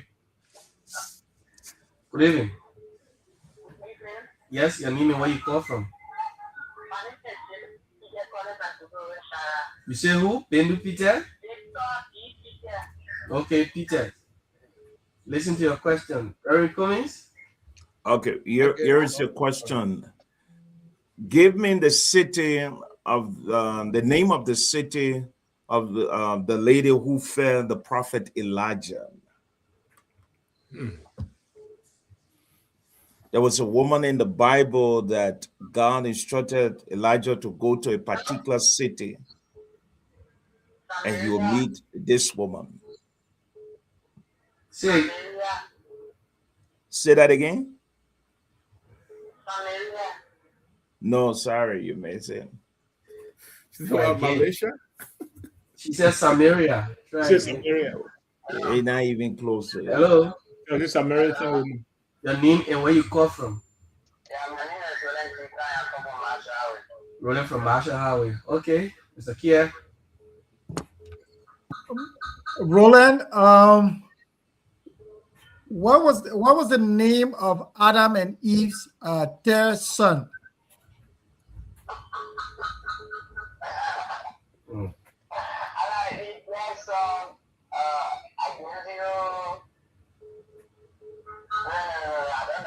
Okay. They would have been last time here. I like that. Really? Yes, your name and where you call from? You say? Oh, Lofty. Okay, listen to your question. Okay, I'll give you Mr. one easy Justin? one. I'll give you Oh, one okay. easy one. Who was the strongest man in the Bible? Mm-hmm. You see? Eh? All right. Something. What's the Samson? Okay, congratulations. Okay, Lofty. What a number? 770. Say 27. Go ahead, number 27. Yes, hello. Yes. Uh-huh. 90. 51. Lofty, what kind of phone you using? You follow us on Facebook? All right. Thank you. Congratulations. Good evening. Okay, you want to try again? All right, Mr. Johnson. Yeah. So, what is the shortest Bible verse in the Bible? State the scripture and then quote it. It's a giveaway. The shortest Bible verse in the I'm Bible. not give away. No, State the scripture and you quote it. No, they say you will quote it. She should put it. But you must say the scripture. Say, Oh God. The scripture and you quote Say it it again. because you say I mean, you wrong, man. what? let's tell you about animal. The shortest Bible verse, no, man. They all The did it on shortest Bible Miracle. verse. Oh, the unpolitic that doesn't. No. anything they are Chris, Chris, they're on Miracle. Oh, they're holding their hand. No, they spend more time. They got teachers in the country there that are people. Hello? The people spend more time on politics. Yeah. No. Yeah, you know where We you come from. talking about the children in the church. They have been corrupted with these Say your name is charismatic miracles. These Grace charismatic from churches, Douglasville. they don't study no more. Okay, from Douglasville. Listen, Dr. Peabody. Yeah. All Grace right, is let on me the ask line. you one simple question. Somebody asked that question, but ask it a different way. Who is Seth in the Bible? Yeah, he's right. That's a good one. You got it. Congratulations, Grace. Wow. What your number? Oh God. 0777 33. Say again. Yeah, 81 83. Grace, you what kind of phone you using? Okay, you following us on Facebook? So this is what I want you to do. Go to Facebook on your phone, then you search for KCN TV. The KCN TV, that one word, N as in name. Yeah, KCN TV on Facebook. You follow us, you screenshot it. Then you go to YouTube, you search for KEAR, Kear Network. You screenshot it and send it to this number on WhatsApp.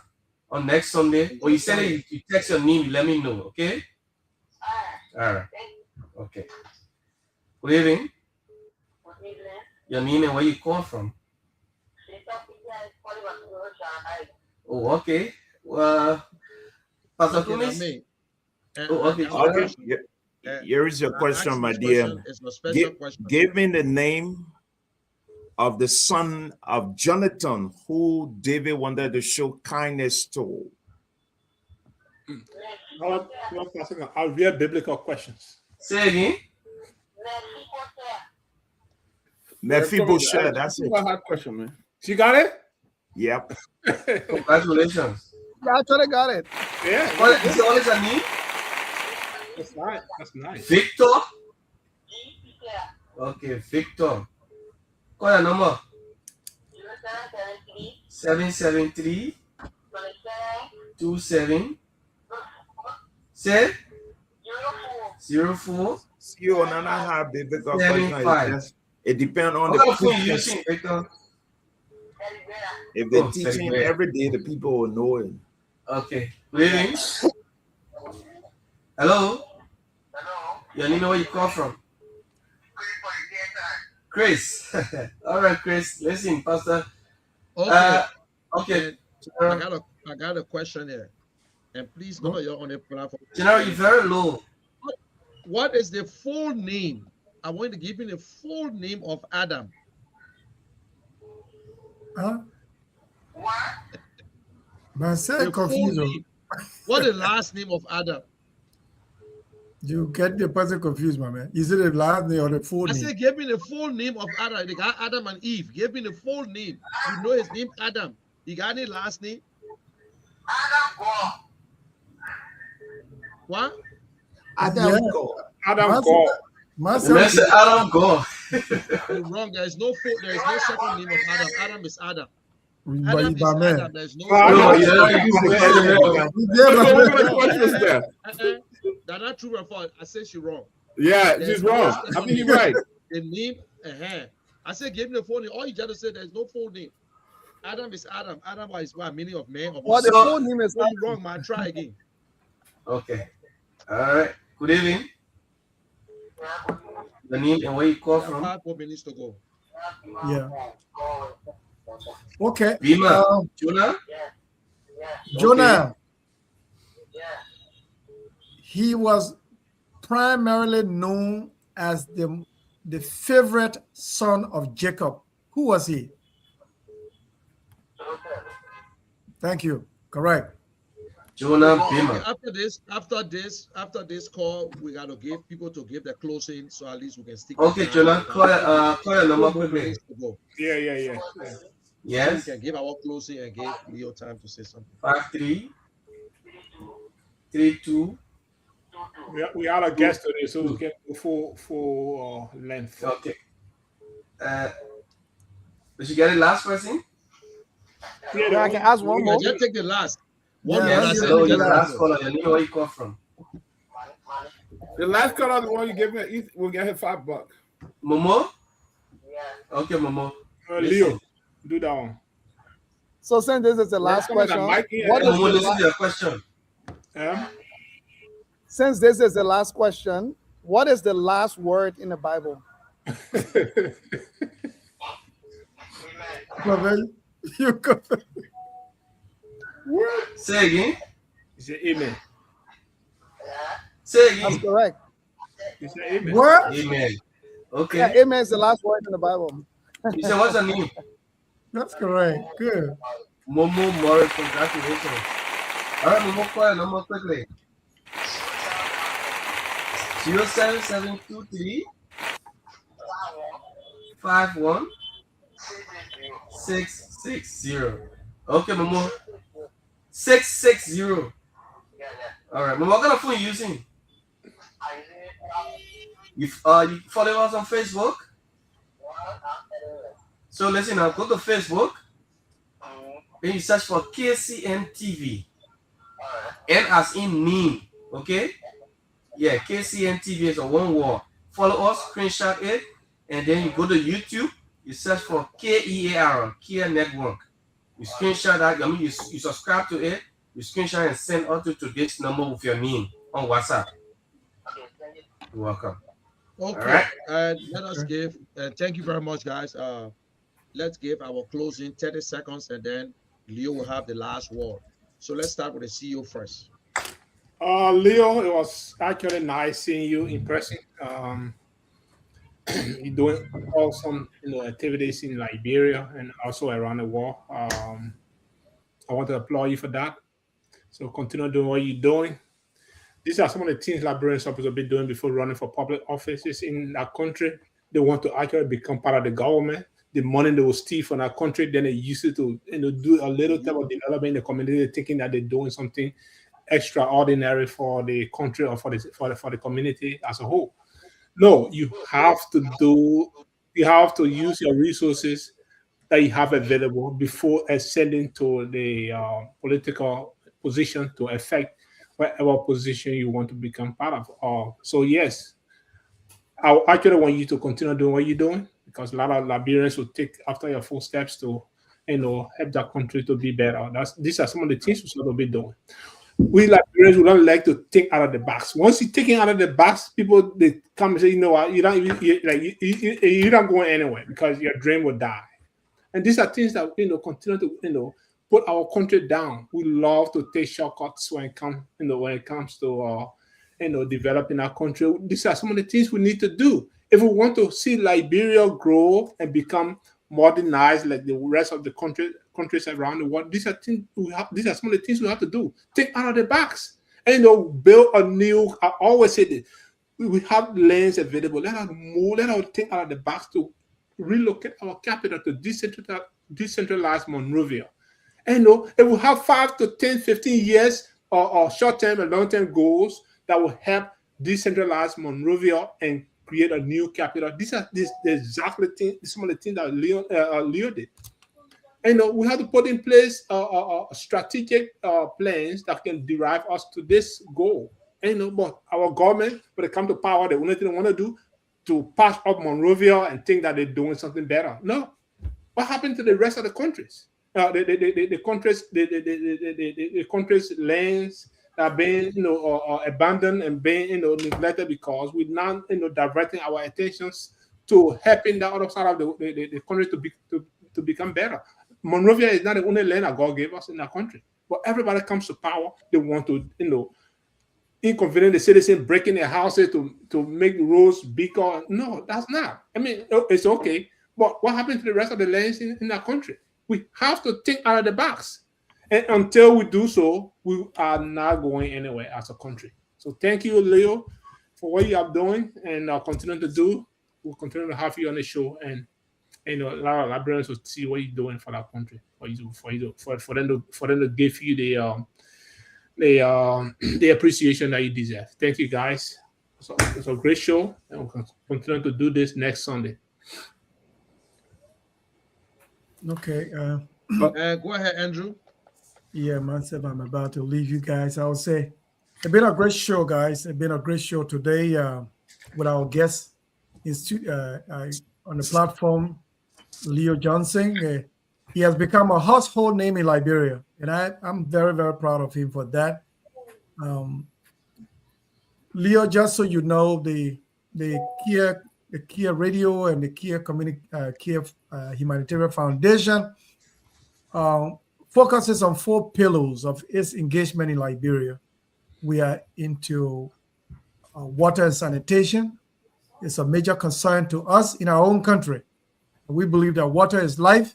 So that's one key thing that we also tend to focus on with awareness, with programs in Liberia. Education is also key to us. Education is key to us. And to see a brother like you in the forefront of education and the innovation you bring to it is something that is a concern.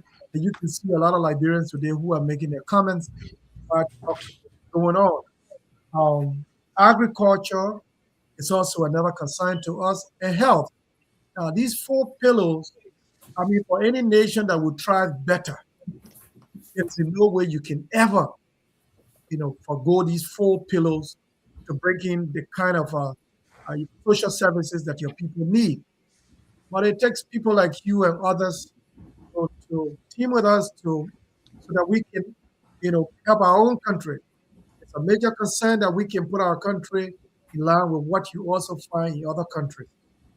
We look forward to having you at on another program tomorrow where we can even delve into health, where we can delve into agriculture, into water and sanitation. Today is more of like educational, that element that we just exposed today.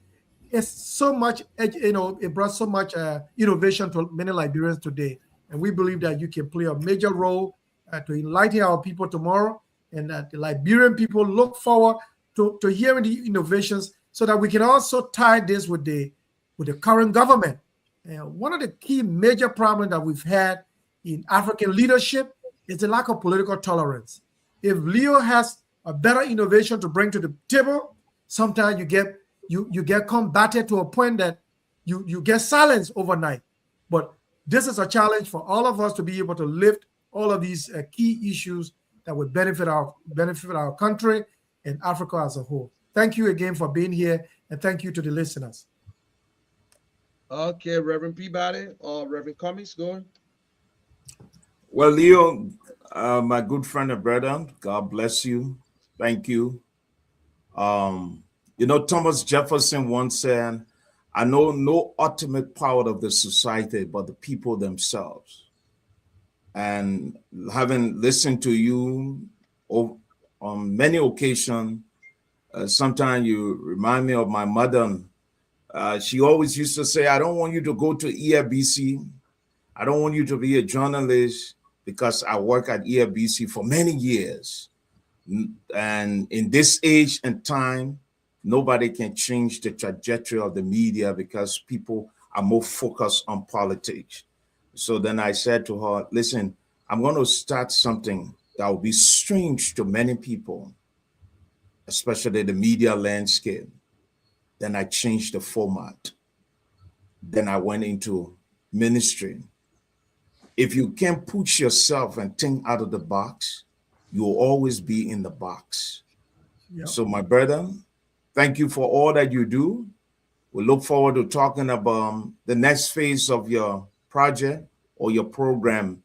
And congratulations to you. I look forward to, after the ordination, for us to talk Bible, because I know you love to argue, and we might talk about the component of the oil and the water and all those things. Maybe you, Dr. Peabody, and myself. But kudos to you. God bless you. Great, man, guy. Look, Leo, there's a song that we sang a while ago, and I just want to show, is it in the harvest field now, rep? There is work. There is work for all to do. Hark the master voice, it is calling to the harvest, calling you. Little is much when God is in it. God is in yes, it. sir. So Leo, you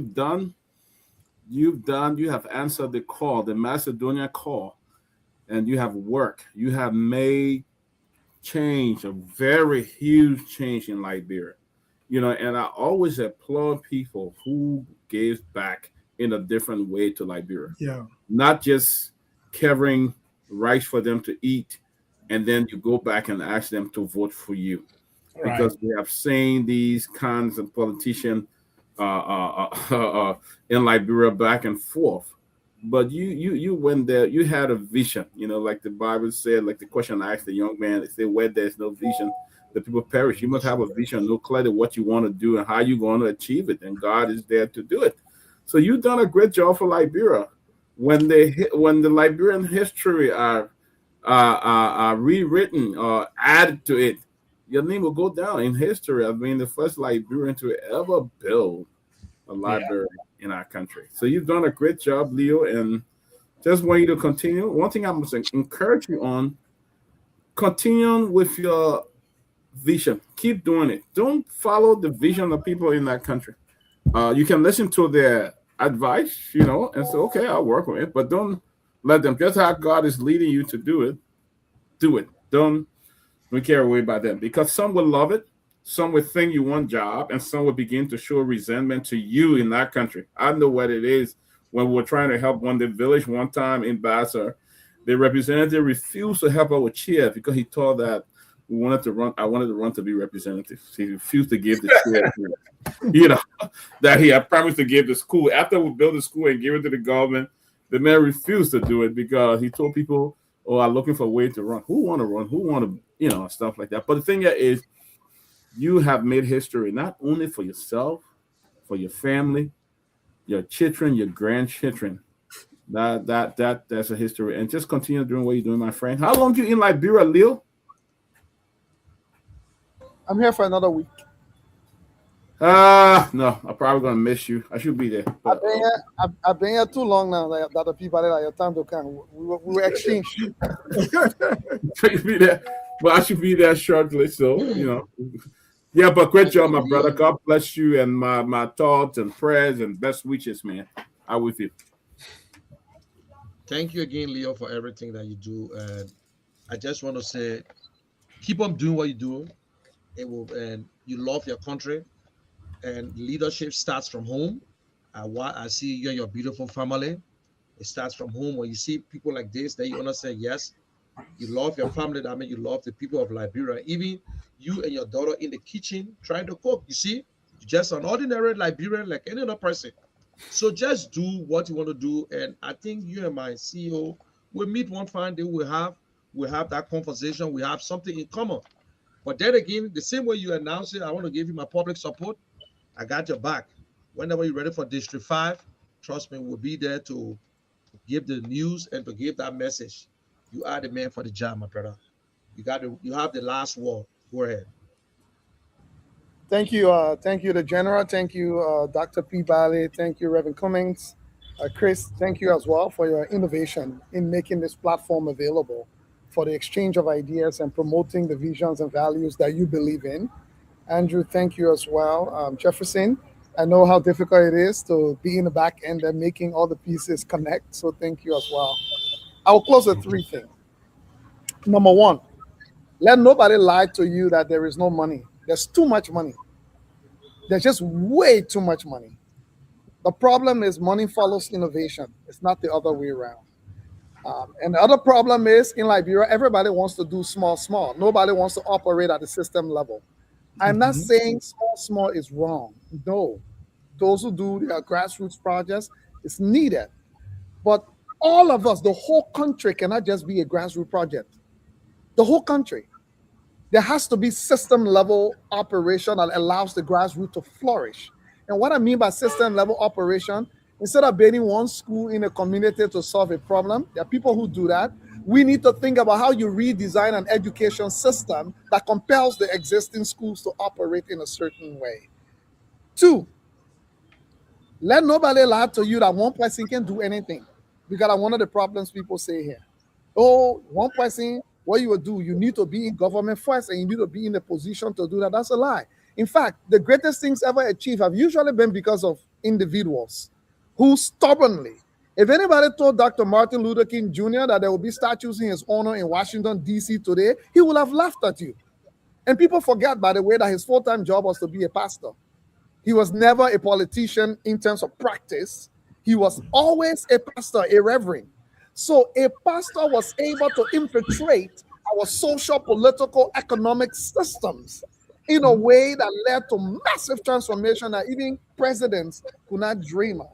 So the final thing I will close on here to tell everybody when it comes to the running business, people in this country have gotten to the place where you can only run when you're running against somebody. I put it this way.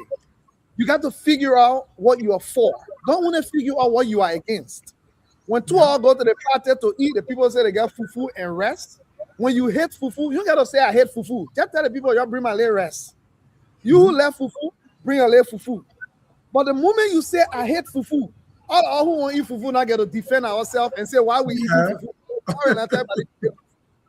But if you come for your late rest, you can leave for that plate. Nobody will even know you hate that fufu. You ate your rest, you left. I'm saying that to say, I'm committing to you all. If you ever hear my name as a candidate on the ballot, I'm not running against anybody. I will be running for something that I can deliver. The politics in Liberia has become this thing where you can only go up by bringing the other person down. You got to show the people how the other person is for you to look like you're good. No. Everybody will tell their own. The other people can go tell their own. Now, that's my interest. Y'all can evaluate.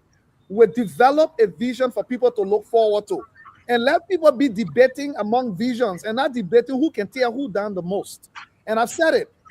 I'm not desperate to win anything in this country, but I am serious. So if we lose, if we ever participate in anything, the same way we did the Learning Center project work, we will do it on our principles. So for those of you who worry about whether Leo will run. So just prepare for when, where, and what. And those of you who wanted to support, you prepare your pockets to raise. And we will do what we have to do, because the only thing nobody foreigner can compete in the country is not a problem here. I made a decision before I was born that Nigeria will be the place you will let me learn. And this is why he let me learn. So I will do my part within my means. If I don't run, it will be because the Liberian, if I don't win, it will be because the Liberian people decided that another name we want somebody else. But nobody will scare me or intimidate me. And I'm doing this today because I want to encourage other young people. Let your dreams scare you. Jefferson, you just hear the God. Mute your phone. Who asking for money? You go up straight. Let me say this lastly. Young people, the reason I'm brave to step up here and make this commitment that I got political ambition, if you have leadership skills, work on honing it and mastering your craft. And tell yourself, if you want to be president of Liberia and you're in grade 12 right now, write it in the stars. Be intentional. Say it, that I have the ambition to be president for Liberia, but I understand what it takes to get there. So I will prepare myself now to start doing the work while I stay in my teenage years. Don't wait till you turn 70 before you start deciding to run. I'm not young for any position. If I can raise money and do the thing I can do, if I'm able to convince people to come to my country and do better, if I can outperform some of y'all. So here's what I will say. Don't worry about Leo, because one thing I will promise you, I will outthink you, outwork you, outmaneuver you, and outdo you. Some kind of way the country will get to move forward. If I can work with you, I'll work behind you. If I can work behind you, I'll work honor you. If I can work honor you, I'll work behind you. But we'll keep the country moving. Thank you. Damn it. District 5 in fire. Well said. District 5 on fire. Well said, guys. Colorado on fire. All right, guys. Good to see you. Okay, guys. Have a good day. And was... Leo, nice talking to you. You are free to come to this platform anytime. If you want to have a conference, you want to have anything, just contact the Kear Radio. We got your back. We are happy. And if I tell you, I need to. CEO say you should go beyond, then I'm telling you, he like you. I need to connect with you. I you don't actually gravitate towards people easily like that. Yeah. For me, because I'm not into politics, but for what you have done so far, I think you can do more. You can do better for that country. So we need to talk, behind closed doors. Thank you so much for coming on. So don't worry, we're doing the talking. Jefferson, don't let the people ask for the money again publicly, my man. Yeah, who asking for money on you? Asking for money. All right, guys. Yeah, have a good Sunday. Okay. All right, guys. Thanks. Drive safely, Jeff. Okay. Yeah. Don't let somebody stress you about money, baby. Drive safely home. Okay. Your begin trying to tell you said the boat waiting for him to the door. Oh God. Now one girl asking him so. All right, so it has been a wonderful show. You can join us next Sunday for another edition. My name is Jefferson Weah. Have yourselves a blessed day from Honorovia. Bye-bye.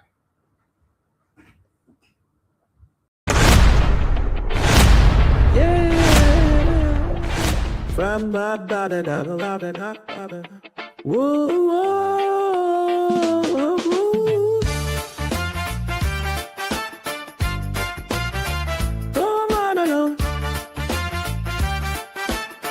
Conversations with the vision bearer, bringing hope alive,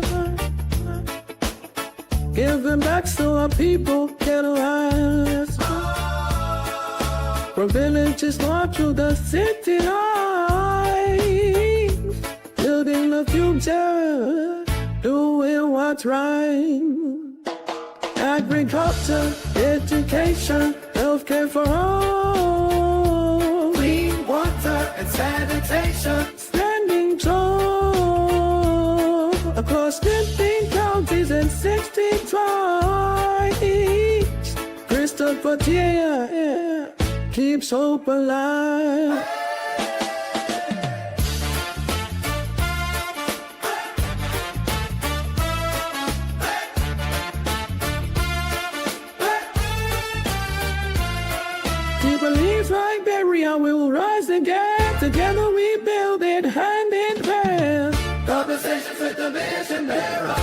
Protected by Munir Gesem, the general. With Patrick by his side.